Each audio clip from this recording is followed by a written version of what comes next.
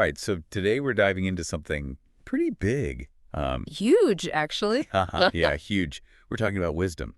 And you know it's a big one when you think about how many different kinds of people have tried to figure it out. Right. You've got philosophers, obviously, Yeah.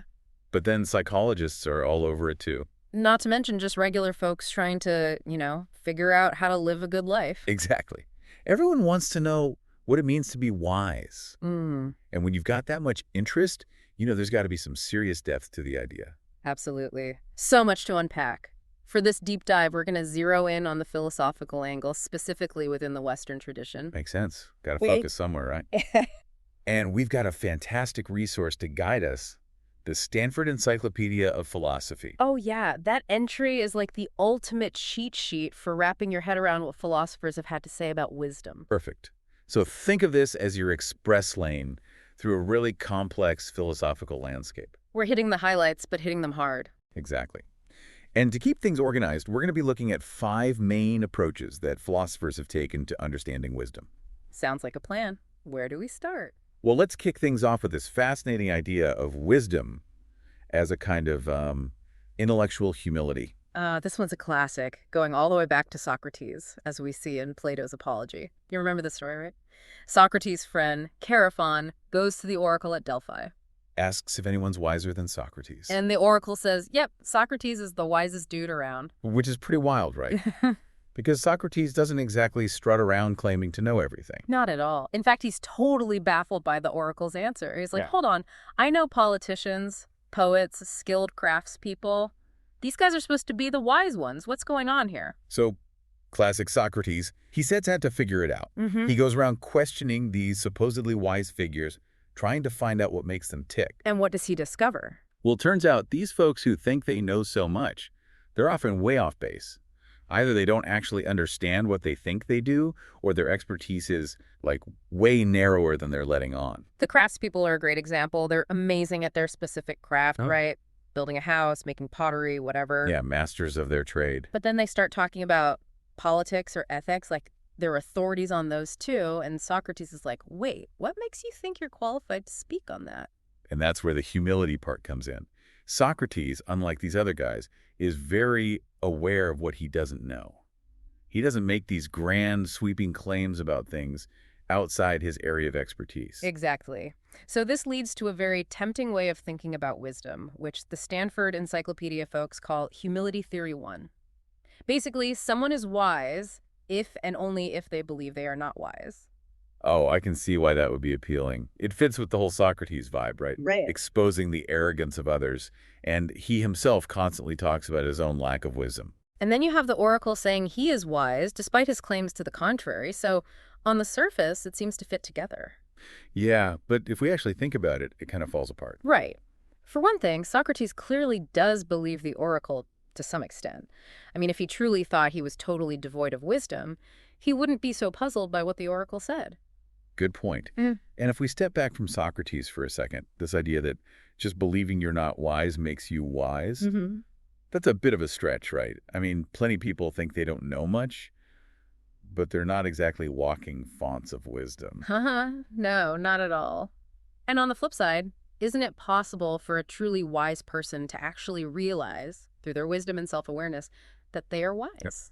Yeah, it seems like always denying your wisdom, even if you have it, would be kind of counterproductive. Wouldn't it prevent you from acting on your good judgment with confidence? Definitely. And if we accept that Socrates was wise, and he ultimately did accept the oracle's pronouncement, well, he becomes a living counterexample to this first humility theory. All right, so maybe we should move on to humility theory 2, where wisdom means believing you don't know anything at all. Yeah, let's see if that one holds up any better. Spoiler alert, it doesn't. Yeah. It runs into the same problems the first one, right? Socrates clearly acknowledges that those craft people do have genuine knowledge in their area of expertise. His beef wasn't that they claimed knowledge, period, but that they claimed knowledge about things they hadn't really examined deeply. So true. They knew how to build a house, but then acted like they were experts on justice and virtue without putting in the same kind of rigorous thought. Right. Okay, so those two humility theories, not quite cutting it. But there's another interesting interpretation of Socrates that the entry brings up. Oh, yeah, the idea that his wisdom is all about recognizing the limits of human knowledge, especially compared to, say, divine wisdom. Right, like human wisdom is great and all, but it's got its boundaries. And acknowledging those limits is a key part of being wise. However, even though this is a classic Socratic insight, it doesn't actually tell us what wisdom is. It's more about its value compared to something else. Okay, so humility-based theories are insightful, but maybe not a complete definition of wisdom in themselves. Definitely. But they do highlight some important character traits that we tend to associate with wise people. Think about it. Intellectual self-confidence without arrogance, a willingness to admit you're wrong, a tendency towards reflection and introspection. And a certain comfort with ambiguity and uncertainty. These are all qualities you often see in people we consider wise. Exactly. But it's really important to remember these are traits that might accompany wisdom. They're not necessarily the definition of wisdom itself. Got it. All right, so we've looked at knowing what you don't know. What about actually being accurate in what you think you know? Epistemic accuracy. This one's all about how well you can judge the limits of your own knowledge. It's like knowing whether you actually know your friend's phone number or you just kind of remember it. Right. A wise person would be able to say, I know this for sure, versus I have a hunch about this. And the interesting thing is, you could argue that Socrates himself is a proponent of this kind of accuracy. I mean, the issue with the poets and the politicians wasn't just that they lacked knowledge in certain areas. It was that they were inaccurate in their assessment of what they knew. They thought they had knowledge when they actually didn't. So let's talk about epistemic accuracy theory 1. This one says that you're wise if and only if, for every belief you have, you believe you know it, if and only if you actually do know it. So basically, you have a perfect internal map of your knowledge. Yeah. You know what you know, and you know what you don't know. No delusions of grandeur. Seems pretty straightforward, right? Yeah. And it fits with Socrates accepting the oracle's pronouncements while still acknowledging his limitations. He knows where he has solid understanding, and he believes he does. But there's a snag here. What about all those brilliant people throughout history who held beliefs that turned out to be wrong? I mean, think about scientists or philosophers from centuries ago. We might consider them incredibly wise, but they inevitably had some inaccurate beliefs based on the knowledge available at the time. Yeah, like imagine Marie Curie holding some inaccurate belief about a small detail of physics that wasn't even central to her groundbreaking work. Would that make her not wise overall? It doesn't seem right. Right. It seems like one wrong belief shouldn't disqualify someone from being wise. So what's the solution? Well, there's epistemic accuracy theory too, which is a bit more nuanced. It says that you are wise if and only if, for every belief you hold, you believe you know it, if and only if your belief in that thing is highly justified. So it's not about being absolutely right, it's about having good reasons for believing what you believe. That makes a lot more sense. It acknowledges that we can have really well-supported beliefs that might turn out to be wrong due to new evidence or unforeseen circumstances. And this actually ties in nicely with the Socratic method. Oh yeah, how so? Well, Socrates was all about questioning the justifications people had for their beliefs.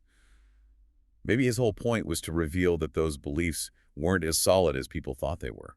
It's an interesting connection. Of course, some philosophers might argue that just because someone can't defend a belief under pressure from Socrates doesn't necessarily mean the belief itself is unjustified. Fair point. But even with that more flexible version of accuracy theory, there's another issue that both versions face. What's that? Well, imagine someone who has a very small amount of knowledge, and what they do know isn't even that important. They could be totally accurate in assessing what they know. Or they could have really strong justifications for their limited set of beliefs. Exactly. But would we actually call that person wise? Probably not. Accuracy alone doesn't seem to cut it. Right.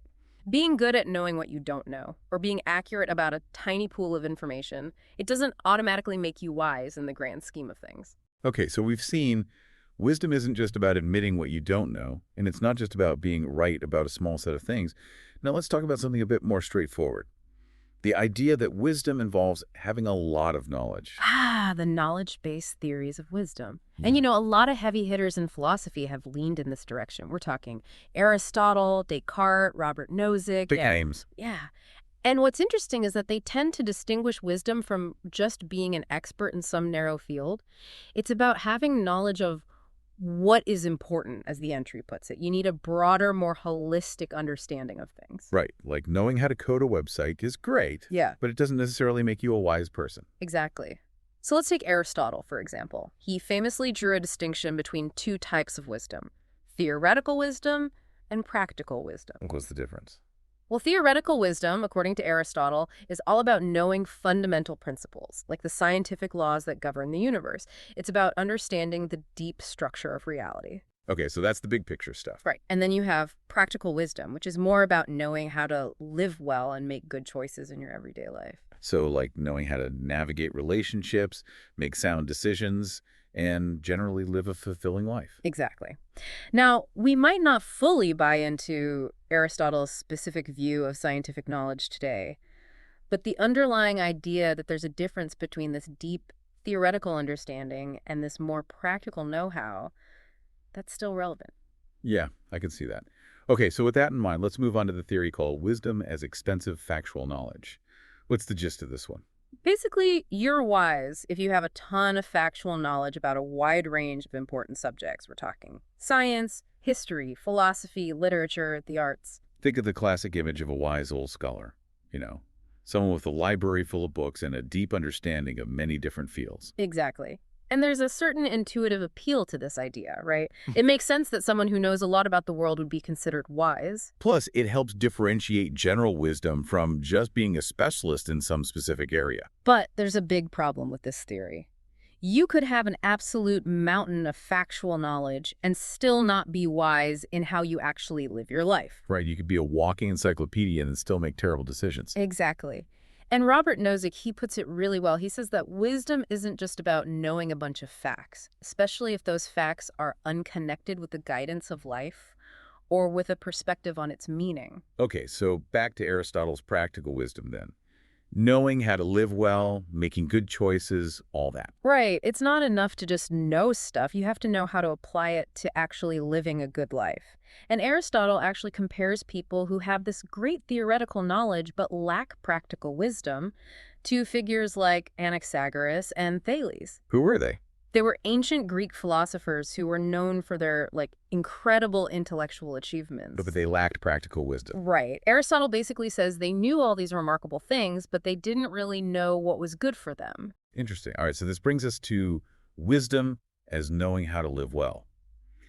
This theory puts the emphasis on that practical understanding. It's about knowing the principles that lead to a good, fulfilling life. Exactly. And it's a view that resonates with a lot of philosophers, including Nozick, Plato, and John Keats. So what does knowing how to live well actually entail? Well, Nozick breaks it down really nicely. He says it involves things like identifying your important goals and values, understanding the most effective ways to achieve them, recognizing potential dangers and pitfalls along the way, Makes sense so far. having insight into human nature, being aware of your own limitations, knowing how to grow and improve yourself. Okay, so it's not just one skill. It's a whole set of interconnected understandings. Exactly. It's also about discerning what's truly valuable in life, appreciating the importance of the long game. Understanding how things work, like institutions and people's motivations, and knowing how to deal with the inevitable curveballs that life throws your way. Right, so it's pretty comprehensive. However, some philosophers, including Aristotle himself and Linda Zagzebski, argue that focusing only on practical wisdom is missing something. Like what? They think theoretical understanding, that big picture knowledge, is also an important part of overall wisdom. And John Keats, he emphasizes that wisdom isn't just about having knowledge, it's about using good judgment to connect that knowledge with action. Okay, so it's not just knowing, it's doing. Exactly. Which brings us to another theory. Wisdom as knowing how to and succeeding at living well. This one adds a kind of success condition to the previous theory. What do you mean by a success condition? Well, it's not enough to just know intellectually how to live a good life. A wise person actually does it. They put that knowledge into practice and generally manage to live a fulfilling life. Their actions are in sync with their understanding of what a good life looks like. Right, so it's about walking the walk, not just talking the talk. Exactly. It addresses that issue of someone who might have all the right ideas about how to live well, but their actions don't match up. So they're not really wise, even if they have the knowledge. Right. But even this theory has its critics. Some people argue that it might still not give enough weight to that broad factual knowledge that the extensive factual knowledge theory highlighted. You could be living a pretty successful life without knowing a ton about science or philosophy, for example. And it also might not place enough emphasis on having justified beliefs. which was a key element in those accuracy theories. So we've got all these different approaches to wisdom, each with its own strengths and weaknesses. Now, how do we put it all together? Well, that's where these hybrid theories come in. Right. As you might guess, a hybrid theory tries to take the best parts of the previous theories and mash them up into a more comprehensive, nuanced definition. The entry gives a good example of a hybrid theory.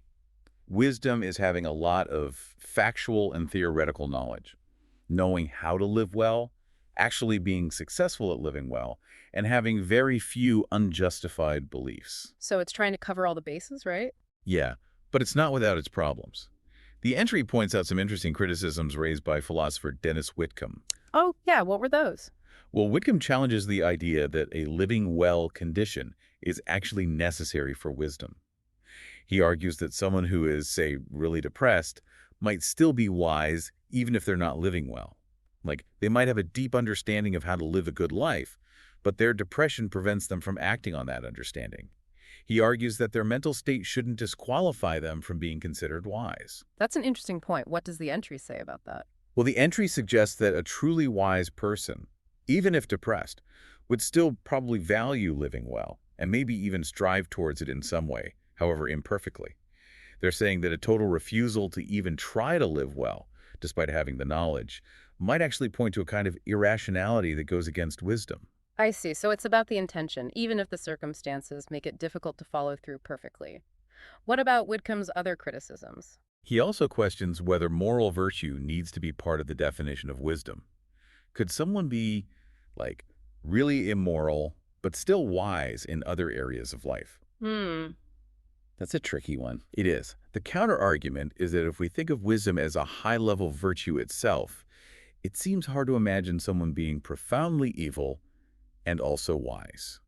It's like, are they really wise or are they just clever at using their knowledge for bad ends? Right, exactly.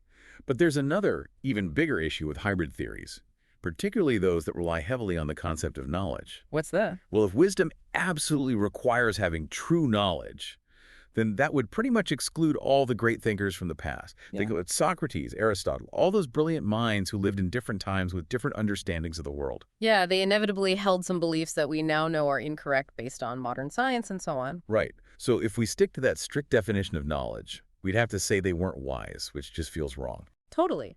Their insights and influence are still relevant today. They clearly possess a deep form of wisdom that shouldn't be dismissed just because they didn't have access to all the knowledge we have now. Exactly. This highlights the point that maybe having justified rational beliefs is actually more central to wisdom than possessing perfect, infallible knowledge. The entry even talks about the brain in a vat thought experiment to illustrate this point. Oh, right, that classic thought experiment where you can't be sure if you're actually experiencing the real world or just a simulation. Exactly. And they're saying that even in that scenario, wisdom might still be possible. As long as your beliefs are internally consistent and well supported within your own experience, you could still be considered wise, even if your perception of the world is totally off. So it's not about being perfectly in tune with some objective reality. It's about having a coherent, well-reasoned understanding of the world as you experience it. Right. Which leads us to the final philosophical approach we'll be looking at today. Wisdom as rationality. This one's all about seeing wisdom as this deep and comprehensive form of being rational. And the specific theory they present is called the deep rationality theory. Catchy name. What does it involve? Well, it sets out 4 main conditions for wisdom. First, you need to have a wide range of beliefs that are justified. Justified, meaning based on good reasons and evidence. Exactly. And these beliefs should cover a lot of different areas, like science, history, ethics, and so on. The second condition is about having justified beliefs about how to live rationally. So not just practical stuff, but also how to be rational in your thinking, your moral judgments, and even your emotions. Right. It's about being able to apply reason to all aspects of life. Makes sense. What are the other 2 conditions? The third condition is being committed to actually living in accordance with those rational beliefs. So it's not just about having the right ideas, it's about putting them into practice, like we saw with that success condition earlier. Exactly. And the final condition is holding very few beliefs that aren't justified and being aware of your own intellectual limitation. So this brings in elements of those humility and accuracy theories. knowing what you don't know and being careful not to believe things without good reasons. Right. And that's the beauty of the deep rationality theory. It manages to bring together all these crucial threads from the previous theories. It emphasizes having a broad and justified understanding of the world, a reasoned approach to all aspects of life, a commitment to acting on those reasons, and a healthy dose of intellectual humility. Yeah, it's like the ultimate wisdom package. And it avoids that problem of demanding perfect, unattainable knowledge, right? Exactly. It's all about being rational, which is something we can all strive for, even if we never reach some mythical state of perfect wisdom. All right, so that brings us to the end of our deep dive into philosophical perspectives on wisdom. We've covered a lot of ground here. We have. From those initial ideas about acknowledging our ignorance all the way to this fascinating notion of deep rationality, we've explored a wide range of approaches. And hopefully this has been a helpful overview for our listeners, giving them a solid understanding of these different philosophical takes on wisdom. Exactly. It's a complex topic, but this deep dive has hopefully provided a clear and structured way to grasp the key ideas. And now we want to leave you with something to think about. As you reflect on all these different theories, ask yourself, which one resonates most strongly with your own sense of what it means to be wise and why? And how do those different aspects of wisdom, humility, accuracy, knowledge, rationality play a role in your own pursuit of understanding and living a meaningful life? Great questions to ponder. Thanks for joining us on this deep dive, everyone. Until next time.